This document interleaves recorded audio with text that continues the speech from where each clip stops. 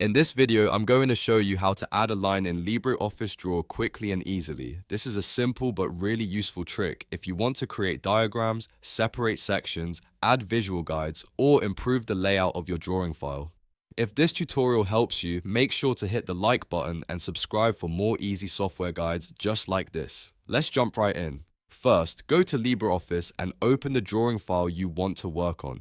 Once the file is open, the editor will appear on your screen and you'll be ready to make changes. Now, look at the left panel because that's where the line tools are located. Select the Insert Line option from the left panel. This tool lets you place a straight line anywhere in your drawing. After selecting it, click and drag across the editor to draw your line. You can make it short, long, horizontal, vertical, or diagonal depending on what your design needs. Once the line is placed, you can adjust it if needed and position it exactly where you want. If you want to customize the look of the line, you can also change the color from the left panel. This is a great way to make your line stand out, match your design theme, or keep your drawing more organized and professional. And that's really all there is to it.